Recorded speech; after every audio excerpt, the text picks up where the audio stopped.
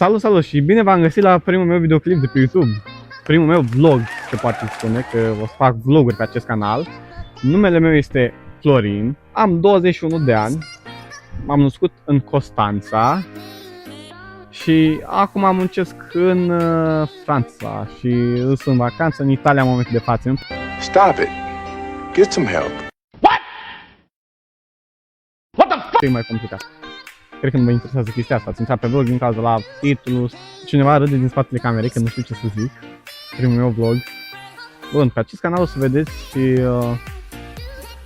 Stai, cum se zicea vloguri? Ok, pe acest canal o să vedeți vloguri. Deocamdată nu știu ce fel de vloguri vreți voi să vedeți, ce vă place vouă, dar aștept să-mi scrieți în comentarii ce fel de vloguri vă place. Ca să știu și eu ce postez pe canal, pentru că eu vreau să fac vloguri și îmi place chestia asta cu editatul. Și vreau să văd ce fel de vloguri vreți voi. Întrebăm lumea pe stradă. Am întrebat 100 de români. Sau orice. Ce vă vine vouă, puteți să-mi scrieți în comentarii, să dați și acolo un like dacă chiar vreți să fac chestia asta. Mulțumesc că mă primiți cu voi pe YouTube și că mă apreciați, dacă ați apăsat like sau dislike. Sau dacă ați dat share, ceea ce e foarte rar, cred că la început să dea cineva share.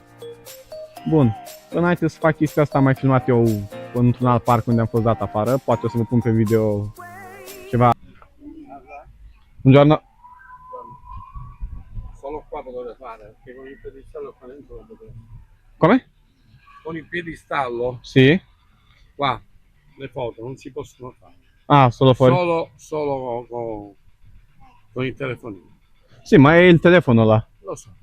Sì? Le foto non li potete fare con il telefono. Și în videoclipuri o să vă traduc eu din italian în român acolo toate astea. Ne vedem la următorul vlog care o să fac eu pe acest canal. Aștept din partea voastră un like și o abonare.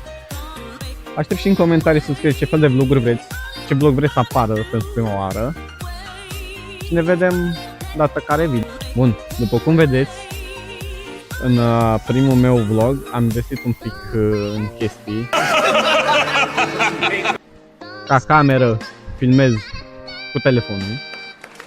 Am microfoane care se audă ok, suport și mai multe suporte jos, că vreau să mă apuc serios. Deci vlogurile care o să le fac eu pe acest canal o să fie din mai multe țări. În principal 2 luni o să fie din Italia. Deci gândiți-vă voi la ceva vloguri care să le fac din Italia și eu o să le fac. Eu am fost Florin și vă salut.